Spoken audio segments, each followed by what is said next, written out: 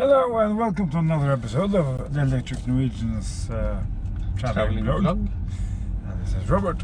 Hello. We're leaving Molde, we're leaving the Kvittorp camping, which is undoubtedly one of the best campings we've ever been on. To the left side. It's relatively modern cabins, or at least updated. The food there it's only a kiosk selling burgers and pizza. But they're good, the burgers and the pizzas. They're really good, and they have not just a cheap burger or a boring pizza. It's really nice, it's fresh and tastes good, and they have other possibilities. They also have on-site charging, but right here, literally across the street, there is some Grön Kontakt chargers. They're only Delta 150 kilowatts, so no slow charging, but it's much cheaper to use than the on-site ones. Because the on-site ones were, I used them yesterday, I didn't exactly think of it because I didn't see any pricing. And it's 1 NOK per minute, which if you stay there a few hours like I did, it's getting very expensive very quickly. It's $6, around $6 per hour. So yeah, don't do that. That's why I do it, so you don't have to. The scenery around Molde is spectacular, and there's a lot of things to do. You have raft, maybe not rafting. We have a lot of sites around here you can go and watch. And the camping, they rent out electric boats. No, they rent boats, not electric boats. They're scooters. Yeah. You can rent a boat. Yeah, it's a nice camping. We have decided before we left. We decided to go back in late August. In a month's time now. Yeah. 1.5 months, I think, or so. Come back and be there over the weekend. So now we're leaving. We're taking the ferry. Maybe I will have a cup first. Yeah, we can take a cup. And then my coffee, and then ferry, and then onwards to what's its name? Gaupne. That's the name, Gaupne. Like the cat, almost. Leaving the ferry now. Been beautiful crossing, really. The sun is out. The mountains here are really wonderful. We're going to the Solavågen. That's what, an hour out from the landing of the ferry. Docking. Yeah, whatever. And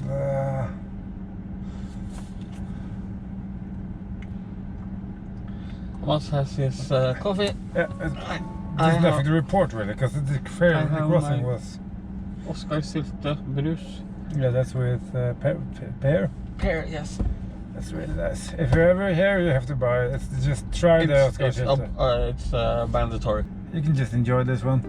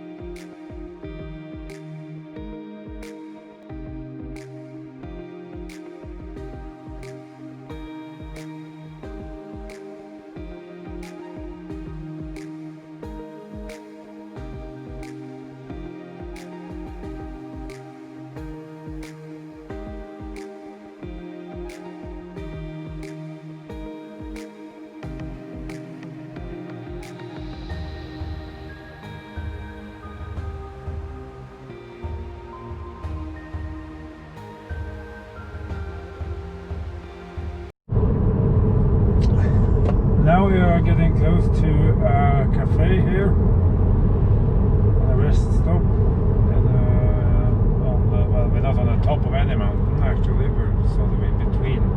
We are on Molde-Gaupne. Yeah. And right in front of us here soon is a supercharger. We will see it on the see Ørskog Supercharger. Right hand side is 12 chargers. There you can see it. Yeah, see it there. It's 12 chargers opened in fact 2 years ago. In 2018. It's pretty new on them. Yeah. You have access to rest area, you have restrooms, restaurants, you can, it's a place you can sleep there. Yeah, and the toilets is available 24/7. I'm not sure if it comes up in the yeah, but there's no code here. Okay. No, because it's a code to access the toilets. You have to have this code. So maybe it's maybe you can maybe it's printed somewhere along the toilet, maybe. Or you can download the app called the SUPERCHARGERS, a white pin on the red background, and there you also find the code. Cool. So yeah, now we're going down to first of all Sjøholt, then Spjarkavik, and then down to Solvågen, where the next ferry is taking us to Festøya.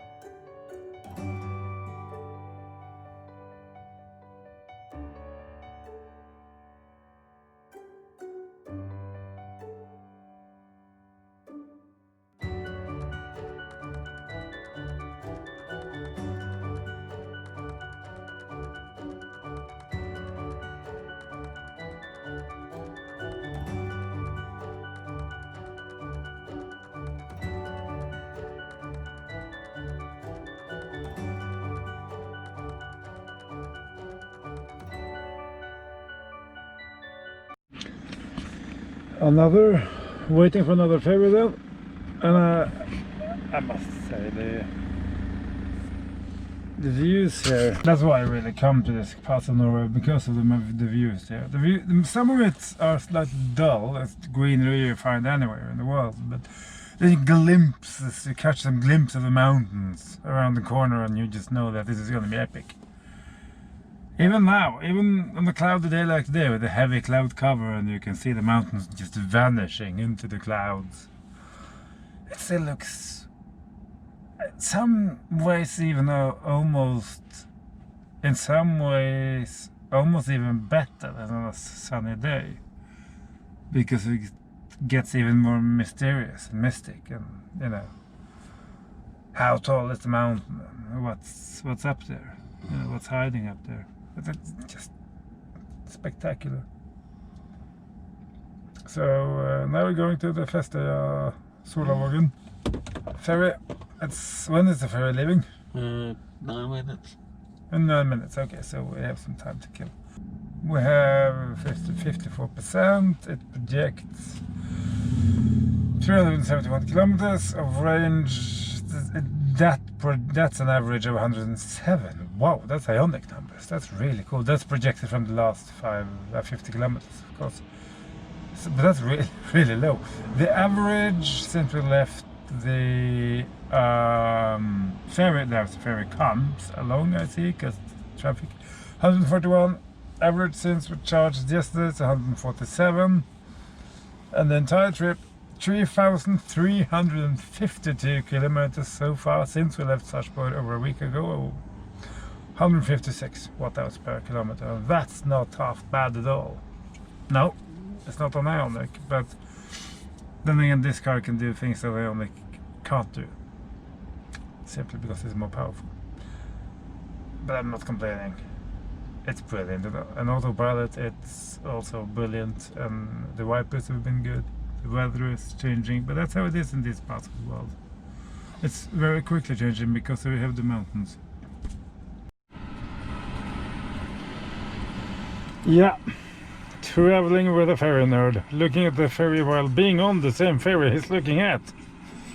On the telly. Yeah, well, such is life. We are doing the same thing soon, we're docking.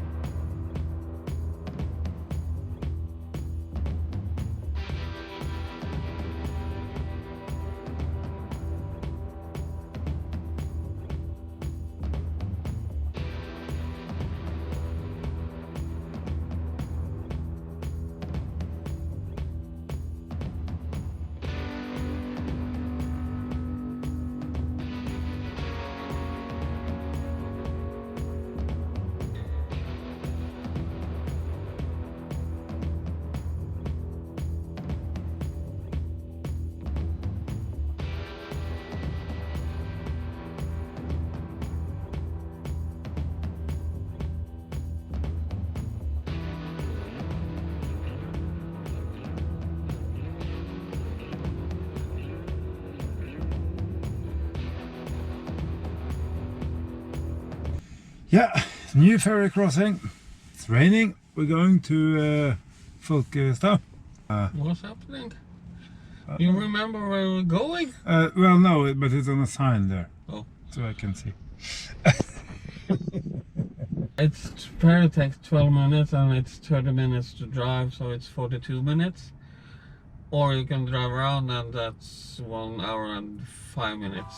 Okay, I see.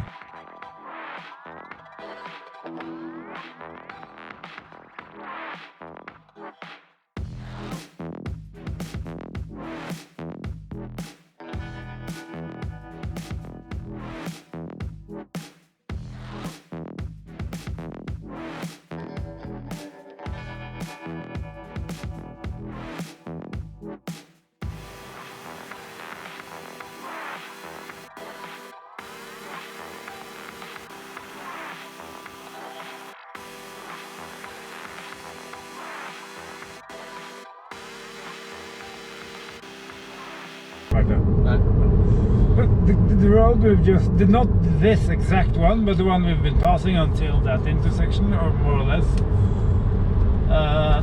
The twisty bits, the fun bits. No, I haven't driven very fast. I've kept 80 or thereabouts, but it is really so you're keeping. It's a reasonable speed to keep without going completely overboard. But it is the old main road until recently, until 2012. Yeah. So imagine that. That's how it is in Norway, and have been for a long time. There are still parts that are the main road goes like this. Yeah, you've seen some of it in the north as well. Yeah. And as you can see, because of the topography in this country, it is difficult and expensive and time-consuming to build a new road up to standard. Yeah. You change the landscape pretty dramatically, and that's you know, it's not easy it's not an easy decision always for the local politicians. But now we're going to the last ferry for today, the fourth and last for today. Yeah, what's so special about this? this ferry much? It's electric. Yeah.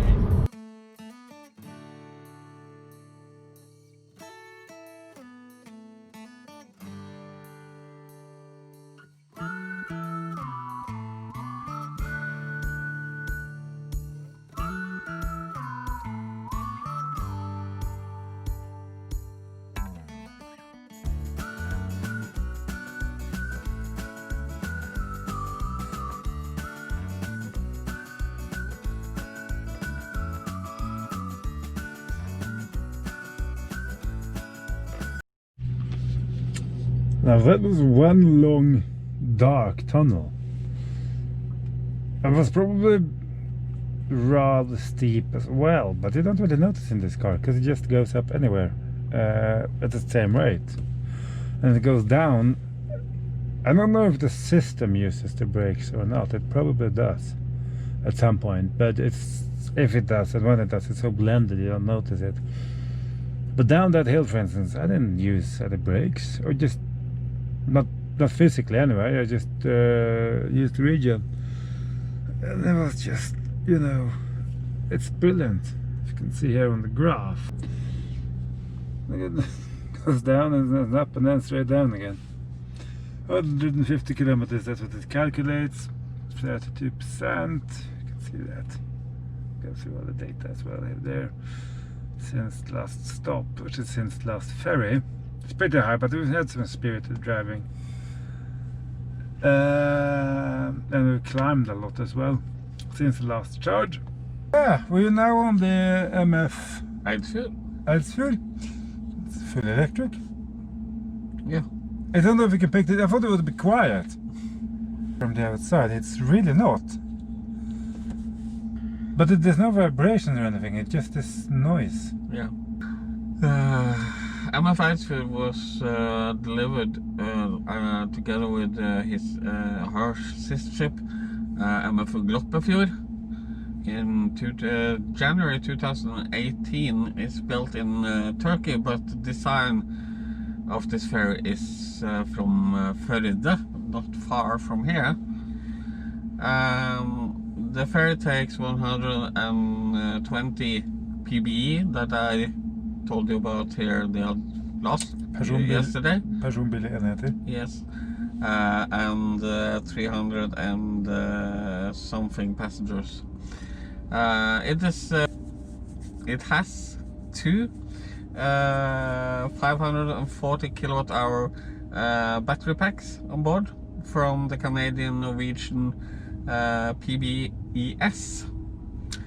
So they were developed partly in Norway then? Yeah. And in backup it has a backup generator from Nogva with Scania engines.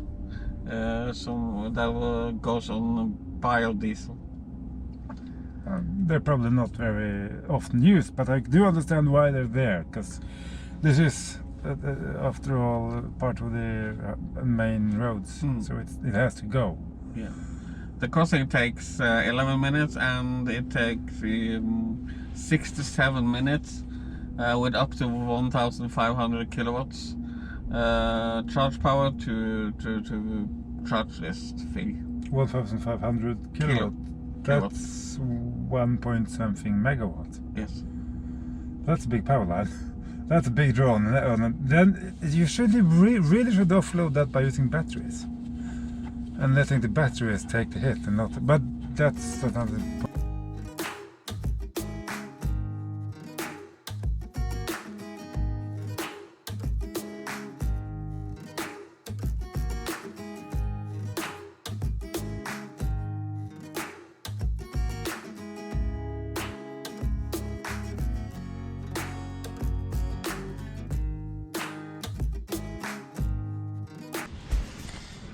Well, apart from the atrocious rain that just suddenly arrived, but you see, I've spoken several times in this video about how the weather can change over the mountains, and this is a good example of that. We've had, apart from snow, we've had almost every part, and this is a difficult supercharger because there's at least 2 charge points there that doesn't work, and this one started acting up, but now it's stabilized.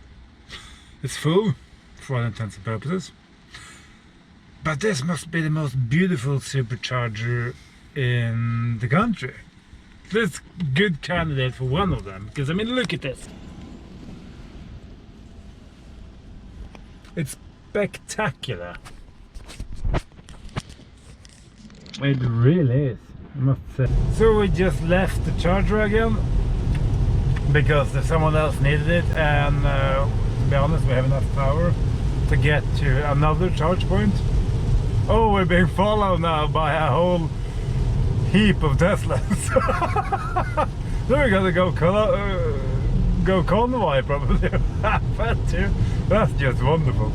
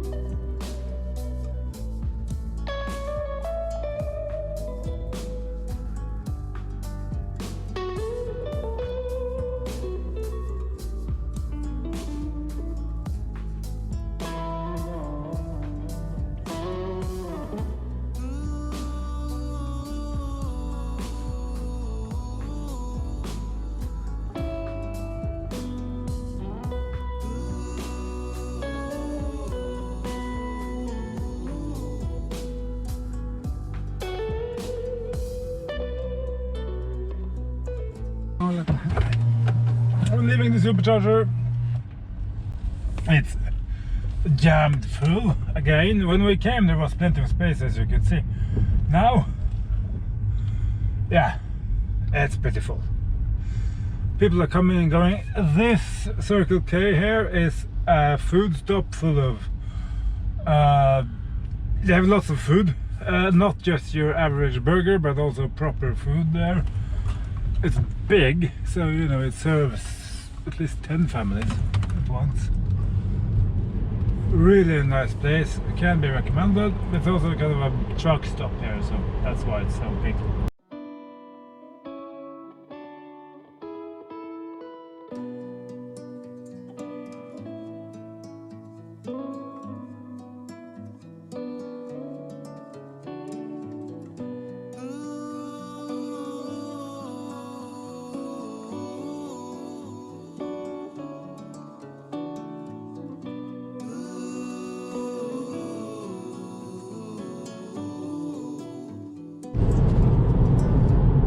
There, now we've been through the entire mountain. Yes, and as you can see on the trip computer down there, the car is is about to go past 46,000 kilometers in its lifetime, and I just passed 44,000. I think that was when you were. I don't know if you can see through the roof, but now. I always said this roof would be coming handy when you were in the West, and I'm absolutely right. Because this, imagine waking up to this every day. It must be fantastic.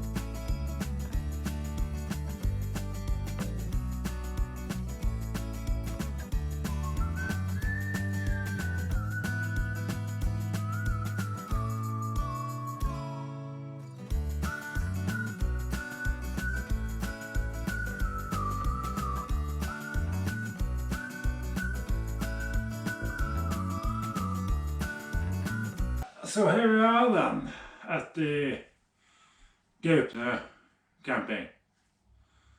It's supposed to be a plus camp, like the one in Saltstranden and Ballangen. Yeah. Yes, this was just it was a plus camp in the sense it was the best campsite. It was a Nuff camp. Yeah, oh yeah, but so was the others. Ballangen was also a Nuff camp, I think. No, just a plus camp. Yeah, but then they had the cooperation with Nuff. Okay. That I think everybody has. Nuff is an old organization that's run for 100 years, kind of for car owners and stuff. They run a lot of things, car road service and anyway. The drive today was brilliant, very varied terrain, and we had the sheep camping. The reception is 200 or 500 meters that way. The site here, I mean, the scenery, as you can. Yeah, it's good, and that's it. But the camp, the cabin. There's nothing wrong with it. I mean, it's perfectly alright. But if you've been following us, you know we've been in quite a few campsites now, and it's not the bathroom here is atrocious. It's nothing. It works. It's just like I haven't seen that kind of bathroom and the sink and that stuff for years, really. But you know, it works. We've had several campsites with family, mostly been families everywhere because people are on holiday and you bring your kids. This is also the most noisy one. But you know, it was noisy at Ballangen too. Yeah, I just feel we didn't notice it that much. Maybe, I don't know. Maybe it's just me. I think it's just you because probably a grumpy old. Yeah. Okay. They have a restaurant in the summer. They have a restaurant at the hotel part where you also check in, like Mott said, 200-300 meters down the road here. Mm-hmm. That's open. It's open in the summer months. Otherwise, very good menu on it. Yeah. And you also at the hotel you can get a breakfast buffet for $9. So yeah, or you can make some food on the stove. Yeah, you have a kitchen area here. We don't have a microwave like the other campsites we have been to. No, you don't actually, but you have a. And we are back again at the CRT TV, but there is a campsite nearby that's called Viki Camping. I think it's much better and it's cheaper. I have a little bit more high standard because I need the bed that's okay. Yeah, you have your demands because of your issues and stuff. I saw on the map in the car there were several campsites around here. So. There are better alternatives. I'm sorry, though. I recommend a campsite that is this expensive and brings me this. No, you're right about that. The price to quality ratio is not very high. So I can't sit here and say if your demands aren't high, I can't recommend. No, I mean because if you take a price for a product, you should deliver a certain amount of quality as well. I agree completely. So there you have it. The numbering of the cabins, we didn't find the cabin right away. No, because this number is on that side of the wall, right by the door there.